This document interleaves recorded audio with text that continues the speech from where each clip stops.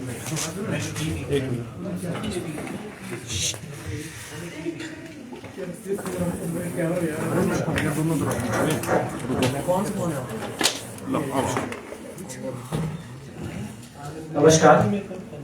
मैं आप सबका आज की इस प्रेस वार्ता में स्वागत करता हूँ।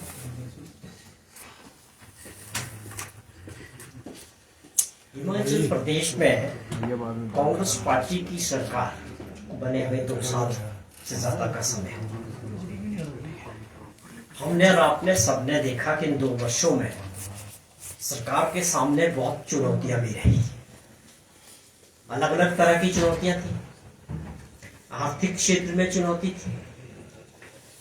आपदा अपने आप में एक नेचुरल क्लाइमेटी बारिश की वजह से बहुत बड़ी आपदा रही। वो अपने आप में बहुत बड़ी चुनौती हिमाचल प्रदेश के लिए रही। हमारे प्रदेश के इतिहास में पहली बार ऐसा नुकसान हुआ। उसके बाद एक और आप देखें कि राजनीतिक आपदा जो हिमाचल प्रदेश में आई, वो भी अपने आप में पहली बार ऐसा हुआ कि प्रदेश के लोगों द्वारा लोकतंत्र के जरिए चुनी हुई सरकार को गिराने का प्रयास जिस तरह से किया गया, वो अपने आप में बहुत बड़ी चुनौती थी। उसमें कुछ लोग ऐसे भी थे जो कांग्रेस पार्टी के चुने हुए विधायक थे, उनकी अपनी महत्वाकांक्षा थी। उन लोगों ने भाजपा के साथ मिलकर प्रदेश की चुनी हुई सरकार को कमजोर करने के अलावा गिराने का पूरा प्रयास किया। वो अपने आप में तीसरी बड़ी चुनौती थी। इन सभी चुनौतियों को दूर करते हुए, पार करते हुए, प्रदेश के लोगों के आशीर्वाद से 2 साल का कार्यकाल हमारी सरकार का, मुख्यमंत्री जी का, मैं ये कहता हूं कि इन परिस्थितियों के बावजूद बहुत अच्छा और सराहनीय रहा। 2 वर्षों में जो पहले 2 वर्षों में जो बजट पेश किए हमारी सरकार ने, उसमें साफ तौर पे इस चीज पे फोकस रखा गया कि हिमाचल प्रदेश के अंदर आने वाले समय के लिए विकास की दृष्टि से और दूसरे तरह से प्रदेश को किस तरह की पटरी पे आगे बढ़ाना है। बार बार मुख्यमंत्री जी इसका जिक्र करते थे कि व्यवस्थाएं हैं जो बनी हुई है, कई वर्षों से चल रही है, हर क्षेत्र में उन व्यवस्थाओं से हट के काम करने की आवश्यकता है, और उसी नजरिए से काम किया, योजनाएं बनाई और बजट पेश की। उसके परिणाम आने शुरू हो चुके, और आने वाले 1-1.5 वर्षों में जो योजनाएं मुख्यमंत्री जी ने 2 वर्षों के अंदर बजट में दी, वो जमीनी स्तर पे उतरनी शुरू हो चुकी, और उसके अच्छे परिणाम आएंगे। चाहे आप बात करें कि प्रदेश की जो आर्थिक स्थिति है उसमें तेजी से सुधार हुआ है। जिस तरह का खजाना खाली हमको मिला था हमारी सरकार के दौरान, जब सरकार बनी, 75,000 करोड़ रुपए के ऊपर का कर्जा था और 10,000 करोड़ से ऊपर की सरकारी कर्मचारियों की और हमारे जो पेंशनर्स हैं उनकी 6th पे कमीशन की सारी देनदारियां खड़ी थी।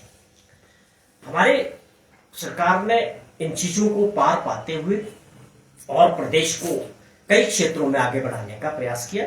साफ तौर पे जो सरकार होती है उनकी ये जिम्मेवारी भी होती है कि वो प्रदेश के विकास के लिए और प्रदेश की जनता के लिए बड़ी योजनाओं पे काम करे, और दूरदर्शी योजनाएं होनी चाहिए जिसके आने वाले समय में प्रदेश की जनता को फायदे मिले। इस उद्देश्य से हमारी सरकार ने बड़ी योजनाओं पे काम किया, जिसमें आप समझें कि ग्रीन हिमाचल प्रदेश की अगर हम बात करते हैं तो उसके परिणाम आने शुरू हो गए कि आज हम इलेक्ट्रिक बसेस की तरफ और इलेक्ट्रिक गाड़ियों की तरफ प्रदेश को ले जा रहे हैं, जो अपने आप में देश में एक अग्रणी राज्य बना है हिमाचल प्रदेश। बड़े राज्यों की इस योजनाओं को इस तेजी से आगे नहीं बढ़ा सके, जिससे हिमाचल प्रदेश ने इसको आगे बढ़ाने का प्रयास किया है। और आज हम 300 बसेस, इलेक्ट्रिक बसेस खरीदने जा रहे हैं, और HRTC में बहुत जल्दी ये बेड़ा जो है शामिल होने वाला। और उसके अलावा इसके लिए जो इंफ्रास्ट्रक्चर है, चार्जिंग स्टेशन है, पूरा एक इंफ्रास्ट्रक्चर पे बहुत जोरों से काम हो रहा है।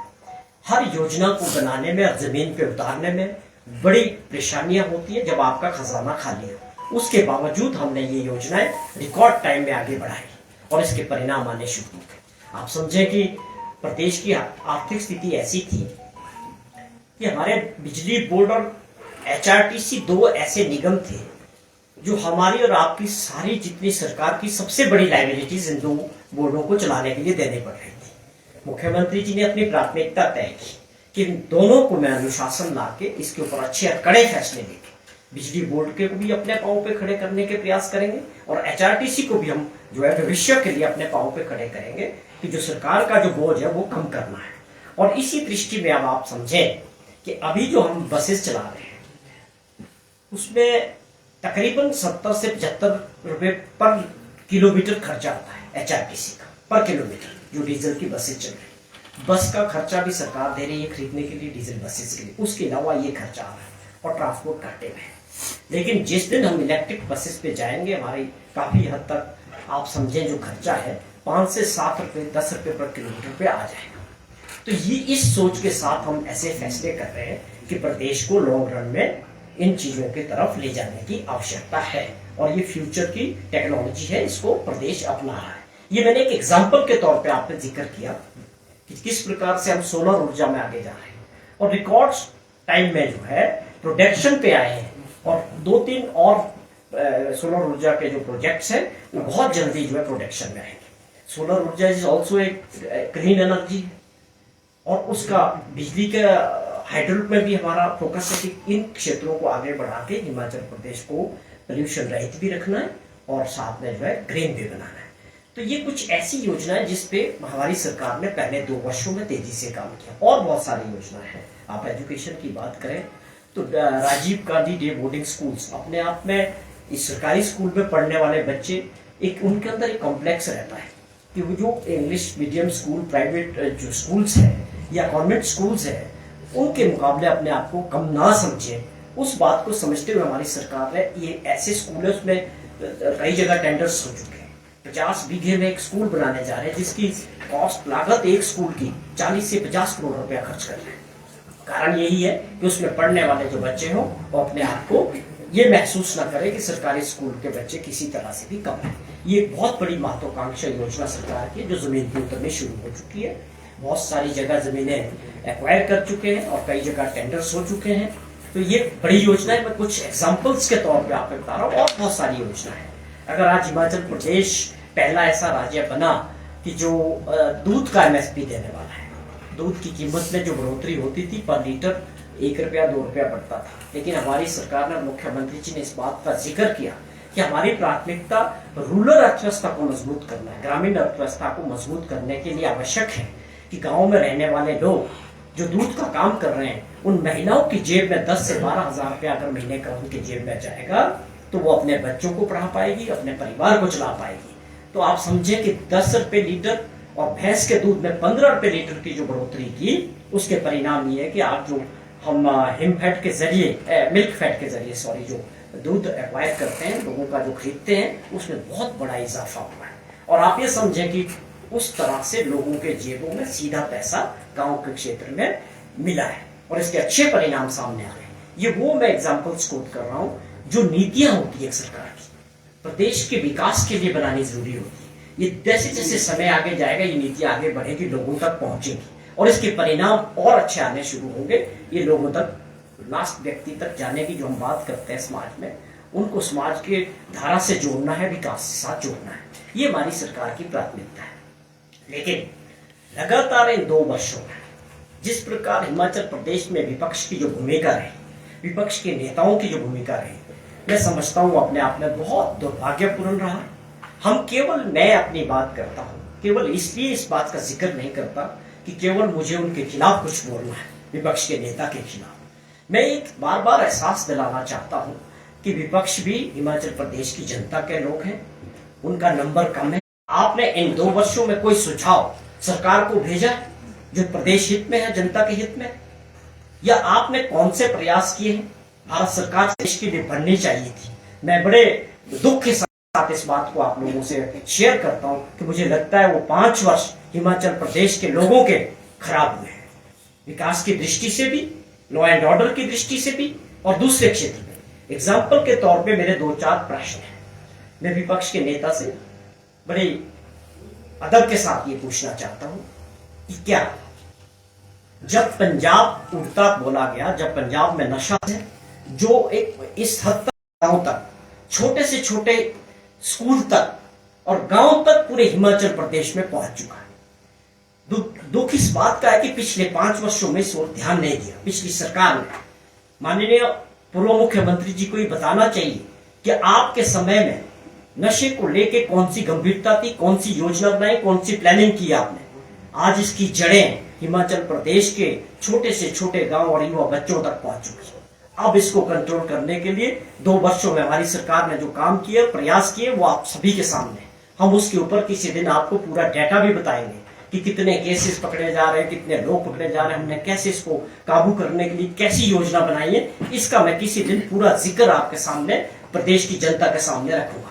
आज मेरा जो मकसद है कि क्या पिछले 5 वर्ष जब जयराम जी का भाजपा की सरकार रही, तो एक ये खुले तौर पे लोगों को नशे का काम करने का मौका मिला और उसकी जड़ें हिमाचल प्रदेश के जगह जगह पहुंची। दूसरा सवाल, क्या आपके समय में पहली बार हिमाचल प्रदेश में शराब माफिया खुले तौर पे काम कर रहा था, नकली शराब बन रही थी, और दुर्भाग्यपूर्ण वंश आप देखिए कि मंडी में हादसा हुआ, उसमें कुछ लोगों ने जाने भी गंवाई। तब आपकी नींद जागी, माफिया काम कर रहा था, कोई पूछने वाला नहीं। जो लोग इकट्ठे हो जाए, नेक्सस बनाएंगे, जो कर रहे। पिछले 5 वर्षों में इन चीजों की ओर ध्यान ना देना दुर्भाग्यपूर्ण था। आज उन चीजों को ठीक करने में ज्यादा समय लग रहा है। हमारी प्राथमिकता साफ है, हम किसी भी माफिया को, माननीय मुख्यमंत्री जी ने इस बात का जिक्र किया है कि वहां खाने देंगे, लोगों का जो हक है प्रदेश की जनता का, न किसी को लूटने देंगे, ना इसको लुटाएंगे। हम सुरक्षक हैं प्रदेश के लोगों के, जिन्होंने चुन के भेजा है। ईमानदारी के साथ माफिया को तोड़ेंगे जो पनप चुका है पिछले 5 वर्षों में, क्योंकि उस वक्त उनको रोकने वाला कोई नहीं था। आप माइनिंग माफिया की बात करें, बहुत ताकतवर हो गए लोग, उनके पास पैसा आ गया, 100 करोड़, 50 करोड़, और वो संपदा किसकी लूट रहे हैं? हमारी और आपकी और प्रदेश की जनता की। कोई पूछने वाला नहीं था।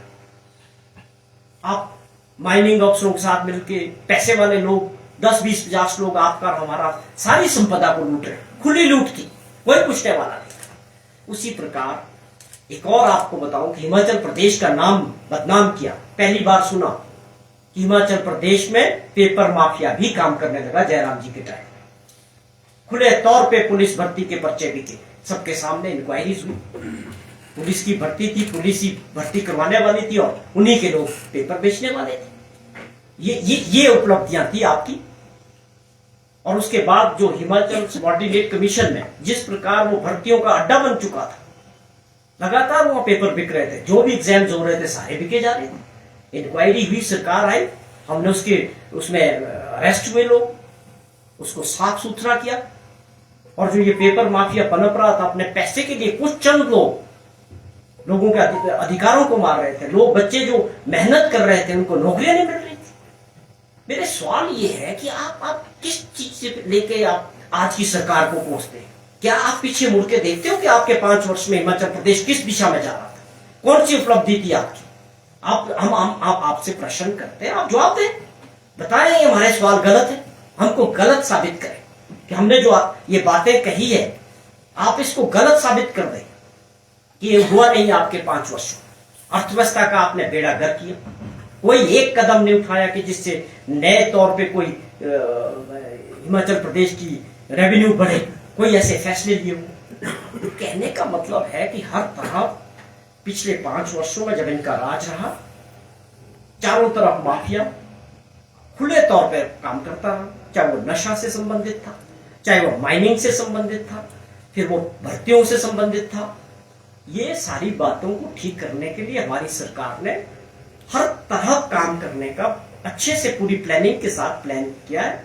मुझे दुर्भाग्य इस बात का कि आज के जो विपक्ष के नेता हैं, बजाय इसको सहयोग करने के, बजाय इन चीजों को तारीफ करने की कि हमको आज आवश्यकता है, प्रदेश में जो गलत चीजें हो रही है उसको मिलके सबके प्रयास से, सत्ता पक्ष वाले हो, विपक्ष वाले हो या प्रदेश की जनता हो, कुछ समाज की ऐसी बुराइयां होती है जिसमें सबके सहयोग की आवश्यकता होती है। तो मैं ये फिर से जिक्र करता हूं कि अगर हमको प्रदेश को अपने आने वाली पीढ़ियों के लिए बचा के रखना है, हिमाचल प्रदेश में लोग इसलिए आना चाहते हैं, अपना पैसा लगाना चाहते हैं, घूमने आना चाहते हैं कि एक शांति प्रिय राज्य है, यहाँ के लोग ईमानदार है और मेहनती है। अगर हम इस छवि को खराब करेंगे तो इसका आने वाले समय के लिए बहुत बड़ा नुकसान होगा। तो मैं फिर से इनसे आग्रह करता हूँ, जो मेंबर ऑफ पार्लियामेंट है विपक्ष के, चाहे वो लोकसभा के अंदर है, चाहे वो राज्यसभा के अंदर है, आप सभी की जिम्मेवारी हिमाचल प्रदेश के लोगों के प्रति है, प्रदेश राज्य के प्रति है। आप 2 वर्ष के कार्यकाल का अपना हिसाब का प्रदेश की जनता को बताना चाहिए कि आपने किन योजनाओं पे प्रदेश सरकार को मदद करने की कोशिश की है। भारत सरकार ने किन योजनाओं के लिए आपने पार्लियामेंट के अंदर बात की है, किन योजनाओं को लेके आपने प्रधानमंत्री जी से बात की है कि आप हिमाचल प्रदेश का सहयोग करें।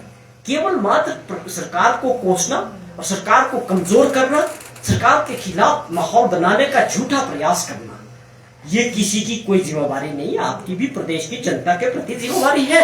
अगर आप लोगों ने कुछ किया है तो आप उसको प्रेस के माध्यम से और किसी माध्यम से प्रदेश की जनता को बताना चाहिए। ये हमारे कुछ प्रश्न है। बार बार वही मीडिया दिखा, सरकार के खिलाफ बोलना शुरू कर दो, सरकार टूट जाएगी, सरकार गिरने देगी। आप सरकार को प्रदेश की जनता ने चुना, मतदाताओं का अधिकार है कि किस प्रदेश में कौन सी सरकार होगी। कांग्रेस की सरकार बनी तो हिमाचल प्रदेश के लोगों ने चुनी।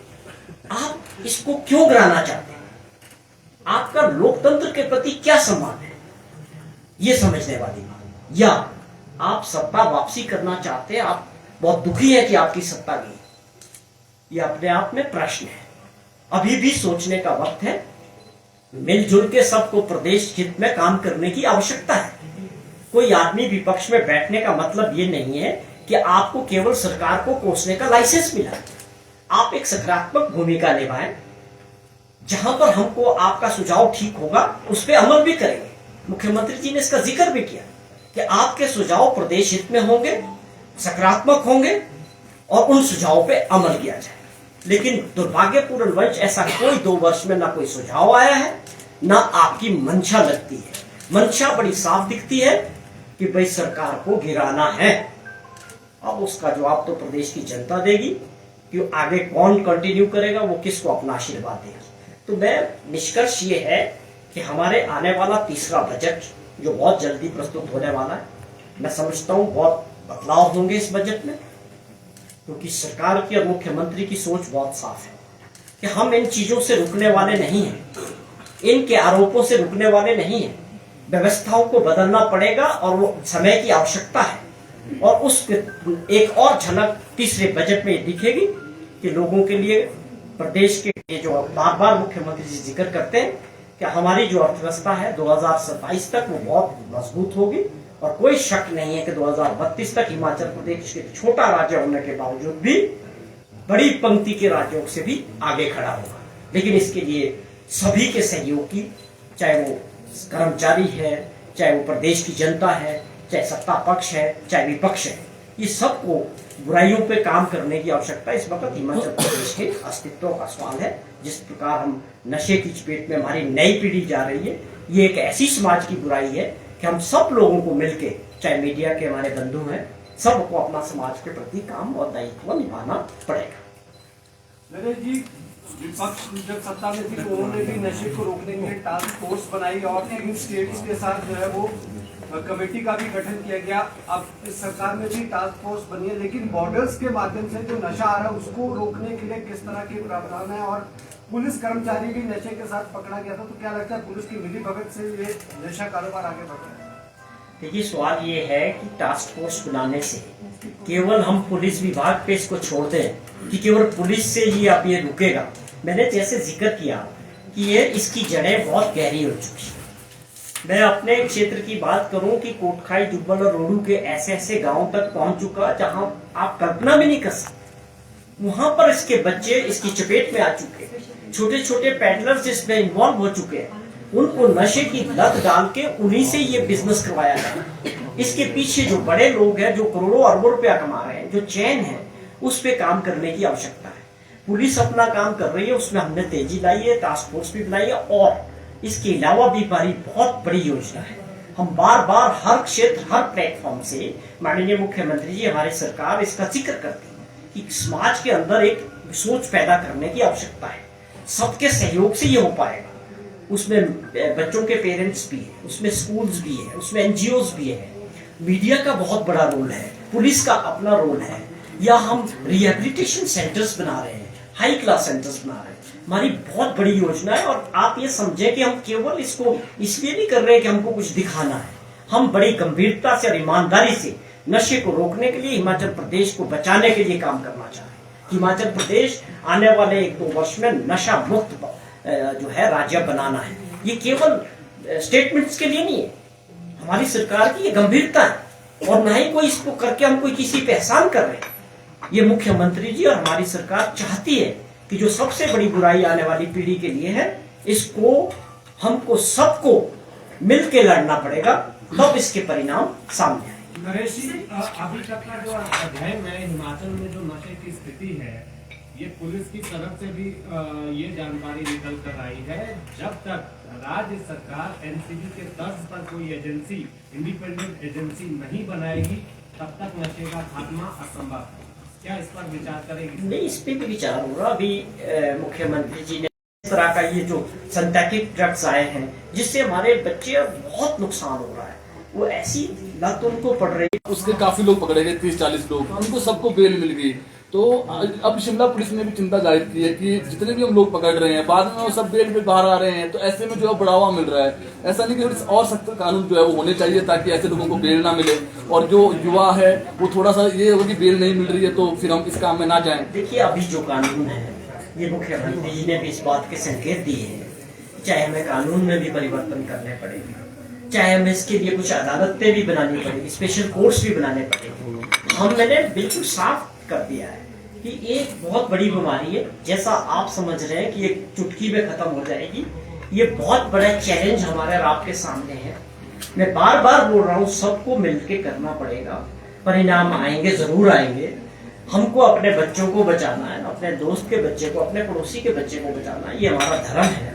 हम बड़ी गंभीरता से इस पे काम कर रहे हैं, चाहे इसमें कानून बदलने पड़ेंगे, चाहे इसमें स्पेशल कोर्ट्स बनाने पड़ेंगे, इसके लिए आप निश्चिंत रहें, पर सहयोग सबका चाहिए। नरेश जी 3 बड़े मामले हैं आपकी सरकार में। एक तो पानी वाला घोटाला है, ये वाला, दूसरा केसीडी वाला है, कांगड़ा वाला, और तीसरा ये प्रॉपर्टी बैंक वाला है। इस पर थोड़ा प्रकाश कर दो। देखिए, हमारी सरकार जब बनी, माननीय मुख्यमंत्री जी ने, आप लोगों के पास जरूर रिकॉर्ड होगा, साफ मंशा की थी कि हमारी सरकार की जो नीति है भ्रष्टाचार के प्रति, दैट इज 0 टॉलरेंस। किसी भी स्तर में भ्रष्टाचार सहन नहीं किया जाएगा, कोई भी माफिया सहन नहीं किया जाएगा। इससे सरकार को कोई मतलब नहीं। सरकार बैंक अपनी रिकवरी करेगा, बैंक के अपने कानून है, उसको देके कर रहा है। अब उसको लेके अगर विजिलेंस में बैंक गया है, तो आप विजिलेंस में जाके अपना पक्ष रखें, अपना बात को रखें। अगर आपने कुछ किया नहीं, आप बोलते मेरा सब कुछ ठीक है, तो किसी को विजिलेंस में घबराने की आवश्यकता क्या है? जो सरकार बनती है वो 5 साल के लिए प्रदेश की जनता किसी को भी मौका देती। हम भी अपनी बात रखते हैं, जो भी उसमें रखी जाती है। मेरा आप लोगों से भी ये निवेदन है कि जो भी हम प्रोमिस करते हैं वो एक दिन के लिए नहीं होता। मुझे बड़ा दुख होता है जब विपक्ष के बड़े, हमने जो विजन दिया अपने 5 साल का दिया कि हम इन 5 वर्षों में इन योजनाओं को आगे बढ़ाएंगे, वो भी जानते हैं, हम भी जानते हैं, लेकिन सर आप हल्की जो है एक पब्लिसिटी के लिए इस तरह की बात करते हैं।